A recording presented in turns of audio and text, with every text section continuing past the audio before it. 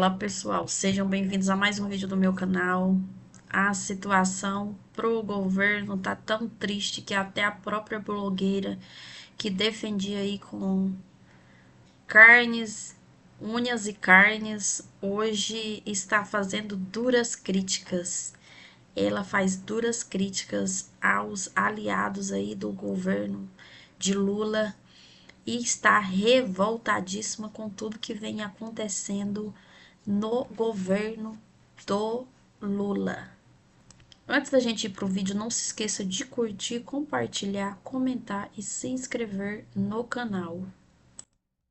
Além do Rui Costa, nesse capítulo, Lula está ouvindo pouco as pessoas e tomando decisões erradas por isso, titubeando nas decisões. Tem uma segunda personagem que desponta nas conversas. É a primeira-dama, Rosângela Lula da Silva, a Janja.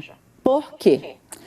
A Janja passou a definir uma rotina. Olha, Lula, então vamos ter rotina de casado, é café da manhã em casa, é almoço em casa, é jantar em casa. Nossa casa não é para ficar tendo o tempo inteiro gente político aqui dentro. Ela restringiu os encontros dentro das residências oficiais, né? Seja do Palácio do Alvorada, seja na Granja do Torto. O Lula fazia isso antes, ele tinha um cinema que ele fazia semanalmente ali, encontros políticos. Agora, não mais. As reuniões foram restritas, porque quando tem, a primeira-dama faz questão de participar e mais, ela opina sobre os assuntos. E ela é uma opinião que o Lula não consegue relevar, deixar de lado. Por conta disso, os encontros foram diminuindo. Lula, que já estava mais longe do varejo político, empurrando muita coisa para um ministro da Casa Civil, que virou o personagem de altíssima crítica na esplanada dos ministérios, agora também já não recebe as pessoas como ele recebia antes. Isso, gente, foi descrito para mim como uma cena, né, que eu achei bem interessante. Um aliado disse o seguinte: esse é um problema quase que insolúvel, porque ao mesmo tempo que ela é uma fonte de vitalidade para ele, ela também tem esse perfil que ele não sinaliza que vai controlar. Para vocês terem uma ideia, e aí eu já peço para o Joel ir entrando, o que o Lula está fazendo? Ele aproveita as viagens da primeira-dama para fazer as reuniões políticas que ele tem que fazer quando ela está fora. É isso que está acontecendo. O presidente da República aproveita viagens para poder fazer reuniões de trabalho, que é num ambiente mais ameno do que o de embate de Congresso, por exemplo, quando a primeira-dama está fora. São 3 cenas de um governo em crise. A gente vai começar com isso aqui. Este dia, o dólar, um desastre anunciado. Fernando Haddad foi escalado por uma crueldade da história a ser o homem que apresentou para o Brasil 2 medidas unificadas, sobre as quais ele era absolutamente contra. Não as medidas em si, mas a forma como elas seriam apresentadas. O governo chamou, às vésperas desse anúncio, o anúncio do ajuste fiscal e da isenção do imposto de renda para quem ganha até R$5.000, uma reunião grande. Ela aconteceu na Presidência da República. Participaram dessa reunião o ministro Fernando Haddad, participou dessa reunião ainda antes de assumir oficialmente a presidência do Banco Central, Gabriel Galípolo. Simone Tebet tinha representantes lá. Os ministros Rui Costa, chamado de o onipresente dentro do Palácio do Planalto, o ministro Alexandre Padilha, o então ministro das Comunicações, Paulo Pimenta. Era uma reunião grande, tinha muita gente lá. Quando um personagem irrompe, entra na sala, foi o primeiro ato oficial, digamos assim, de Sidônio Palmeira, o atual secretário de Comunicação, como agente de um governo para o qual ele ainda não tinha sido nomeado e cujo homem que ele ia substituir estava sentado, inclusive, naquela reunião.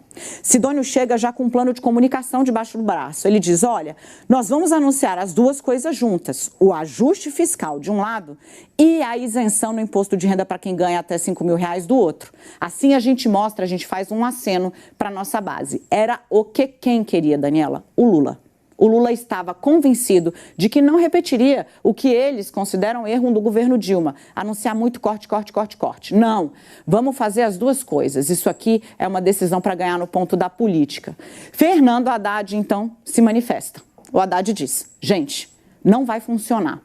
Segundo relatos de quem participou dessa reunião, e foram muitas pessoas com as quais eu conversei, o Haddad disse, olha, fazer o anúncio conjunto de um ajuste e, do outro lado, de algo que, na prática, é renúncia de receita, não vai cumprir o efeito nem no mercado financeiro e nem para as pessoas, porque elas não vão gravar as duas coisas. Em termos de comunicação, é ruim, passa um sinal trocado. O Lula, então, fala, discordo, mas já que você tem uma outra posição, vamos aqui ouvir todo mundo. E ele inicia, sério, uma espécie de assembleia sobre o gesto que, de novo, era o mais aguardado pelo mercado e pelos agentes econômicos para esse governo.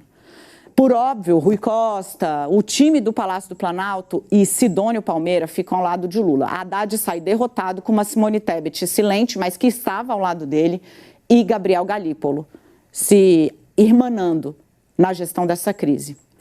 Gente, quando o Haddad está perdido já ali, ficou claro que ia ser derrotado e que ia ter esse formato, um anúncio conjunto, ele diz, gente, eu preciso despachar sós com o presidente. E as pessoas saem. Ele pede só para Gabriel Galípolo ficar. E aí Fernando Haddad diz, você, Galípolo, tem a obrigação de dizer ao presidente, segundo foi relatado por quem foi tentar entender o que ele queria com o Lula sozinho depois de ter sido derrotado. Galípolo, você vai ser presidente do Banco Central por 4 anos. Você tem a obrigação de dizer para o presidente da República o que é que vai acontecer se ele fizer o anúncio dessa forma. E o Galípolo disse, presidente, o dólar vai estourar a barreira dos R$6. Lula disse, isso é uma decisão política. Fincou o pé. Lula é presidente do Brasil, mas em nenhum momento ele põe a cara e a tapa e assume as responsabilidades por tudo que vem acontecendo no Brasil em relação a dólar. Ele sempre procura uma pessoa para ele culpar como responsável das coisas que acontecem, que estão acontecendo no governo dele. Ele sabia tanto da repercussão negativa que ele não quis diretamente ali se vincular, mas mesmo assim Haddad teve que fazer, contrariado, mas Haddad teve que fazer, porque para depois quem que assumir o problema aí, a responsabilidade, próprio Haddad. Então, assim, o Lula nunca assume como presidente quando a coisa explode, que todo dia explode algo diferente, porque ele sempre procura um culpado, nunca é ele como presidente do Brasil. Parece que ele não tá sendo, ele tem outras pessoas que estão sendo o presidente do Brasil, porque no momento que é para ele assumir como presidente a bomba, ele procura um culpado. E a própria Janja aí que vem dando os aval aí do que fazer, tanto que a própria reunião que ele fazia não faz mais porque ela está proibindo, ou faz para ela participar, ele prefere com a participação dela não fazer, porque já sabe que ela vai se intrometer. Os blogueiros aí que recebem milhões do governo criticarem, mas eles criticam de uma forma em que eles procuram culpado. Não, eles não jogam nunca a culpa pro governo Lula. Sempre eles traz ali a notícia de um jeitinho que o governo Lula, o próprio Lula não é culpado. É a Janja, é o Haddad, é um ministro, é uma pessoa que é outra ali, mas nunca é o E o Lula governo 2. Lula. A notícia do dia hoje, que está repercutindo muito, é baseada nessa carta que o advogado Antônio Carlos de Almeida Castro, conhecido como Cacai, que é um dos amigos de Lula, um dos mais próximos aliados do PT, do presidente da República, só para que contextualizar, no dia da diplomação de Lula, em 12 de dezembro de 22, foi na casa do Cacai que o presidente Lula recebeu seus convidados, ministros do Supremo, futuros ministros, antes da posse, né? Óbvio, dezembro de 22. O Cacai está observando, como todos estão observando, o que está acontecendo no governo. E é uma pessoa de muita influência, sempre foi, no governo 1 e no governo 2. Ele escreveu uma carta para alguns aliados do PT, integrantes do governo, gente no judiciário, e eu recebi essa mensagem, acho que o Felipe também, de algumas fontes ontem. E aí eu procurei o Cacai para saber se era de autoria dele e perguntando se eu podia publicar essa carta. Eu queria separar para vocês aqui alguns trechos, porque eu achei que ela resume o que a gente vem falando aqui, apontado por, vou repetir, aliados do presidente, não é apontado pela oposição. Roda o primeiro trecho que eu separei, por favor. Com esse título aqui, né? O Cacai diz, em suma, que o Lula está isolado, capturado, que é outro Lula. Aí aqui no primeiro trecho que ele manda. O Lula do terceiro mandato, por circunstâncias diversas, políticas e principalmente pessoais, é outro. Ele não faz política, está isolado, está capturado. Não tem ao seu lado pessoas com capacidade de falar o que ele teria de ouvir. Não recebe mais os velhos amigos políticos e perdeu o que ele tinha de melhor. Sua inigualável capacidade de seduzir, de ouvir, de olhar a cena política. Aí tem um segundo trecho aqui, por favor, roda, que eu acho que ele amarra um pouco do que a gente tem ouvido muito em Brasília ao longo dos últimos 2 anos. Aí ele diz, não dou tanta importância para pesquisas feitas o tempo todo, mas prestei atenção nessa que indica que 62% não querem que Lula seja candidato à reeleição. Está se referindo à pesquisa do IPEC, tá? Que saiu no final de semana também. A pergunta é, quem é o seu sucessor natural? Não foi feito um grupo ao redor do presidente que se identifique com ele e de onde sairia o sucessor político natural. O, aspas, grupo do Lula, a gente sabe quem é. E certamente não vai tirá-lo do isolamento. Aí ele fala, e hoje ele é um político preso à memória do seu passado, isolado, quero acreditar na capacidade de se reencontrar. No outro trecho, me parece que nós estamos caminhando para um cenário muito parecido com o de 2018. A gente está retomando lá para 18, 17, quando a violência ganha protagonismo nas grandes cidades, a corrupção é um tema de preocupação, a corrupção nesse caso associada a isso que a André chamou de ostentação, de Estado, de governo, com uma rejeição alta ao governo atual e ao Estado como um todo, isso combinado é espaço suficiente para que a antipolítica tenha protagonismo eleitoral. Por que isso é relevante? A gente viu o efeito Pablo Marçal na cidade de São Paulo.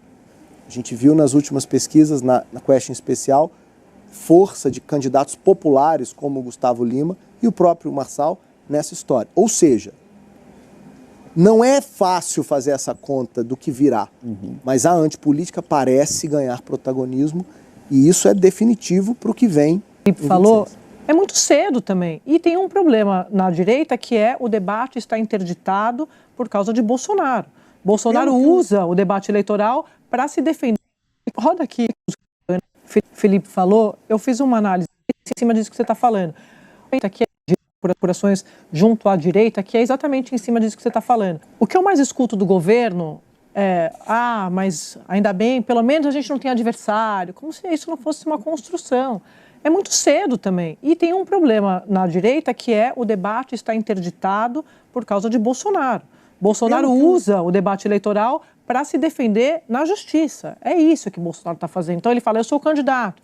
Sim, mas ele está inelegível. E aí, como todo mundo deve, aí sim, a gratidão a Bolsonaro ali da turma dele, né, do Tarcísio, da turma mais próxima, os filhos, tal, ninguém discute, porque ninguém vai ser contra o Bolsonaro. Então ele usa a política para fazer a sua defesa ali jurídica.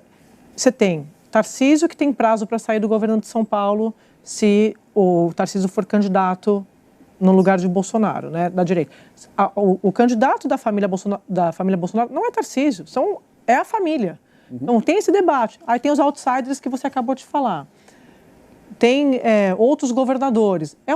O meu ponto é, hoje quando eu publiquei essa carta do Cacá, eu recebi um monte de mensagem de presidente de partido, deputado, senador, integrante do Supremo, do governo, e um presidente do partido me escreveu assim, Sadi, se o centro e a direita estiverem unidos, vai ser muito difícil tirar deles. Claro, aí ele é de centro.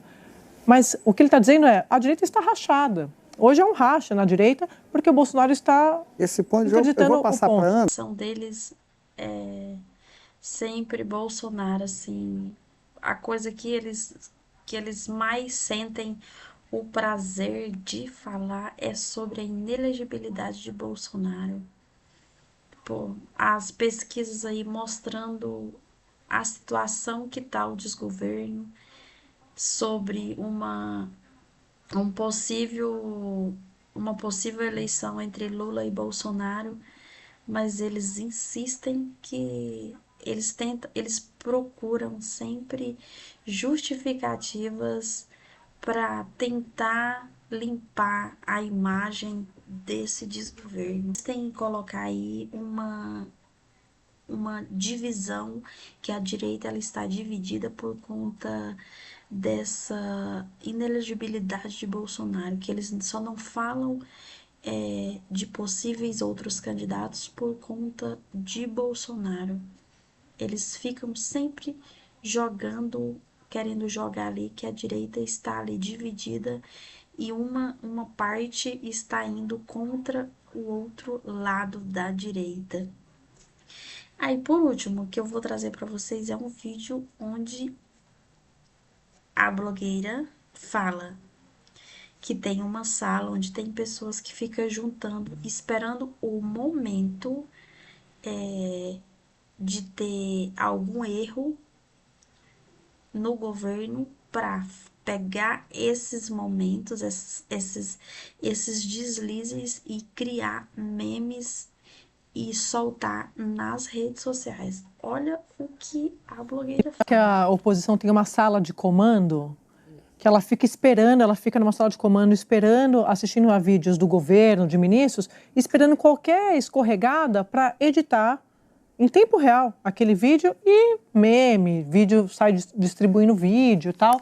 E realmente, eles são fantásticos. Profissionais nisso. Profissionais, né? Completamente. Então, assim, é claro, Otávio, que há a possibilidade de instrumentos políticos e econômicos para recuperar. Mas para fazer isso, na minha avaliação, de maneira a gerar resultados, tem que entender o Brasil de hoje. Eu dei o exemplo da rejeição, do presidente que ganha pela rejeição. Mas a Andréa falou do artigo que eu publiquei na Folha de São Paulo esse fim de semana. O governo trabalha com a ideia de que a gratidão continua sendo automática. Olha, eu vou fazer para você aqui o Bolsa Família e você vai votar em mim. Não existe mais. As pessoas reconhecem direitos políticos e sociais, aliás, programas políticos e sociais como direitos, não como favor que merece uma retribuição. O Brasil, com o aumento dos evangélicos, e esse é um fator estrutural importantíssimo, mudou sua maneira de enxergar a política. O evangélico não olha para a lógica da fraternidade, como eram os católicos. É uma ideia muito mais individualista, do sucesso, de lutar pelo próprio resultado. Essa teoria, que embala os sonhos e os desejos de uma parcela significativa, pelo menos 30% do Brasil, age de outro jeito. São os empreendedores individuais, os precarizados do trabalho, que estão no Uber, que estão no iFood, que estão trabalhando numa outra dinâmica. Então, o governo precisa entender isso para que ele seja capaz de lidar com isso. Ouvir desses blogueiros que a oposição tem uma sala de comandos onde fica só distribuindo. Ela não falou fake news, mas a palavra talvez na vontade seria essa. Só que não divulga, não é fake news, porque o que sai no governo, o que sai de notícias é tudo verídico, é tudo realmente que está acontecendo no desgoverno.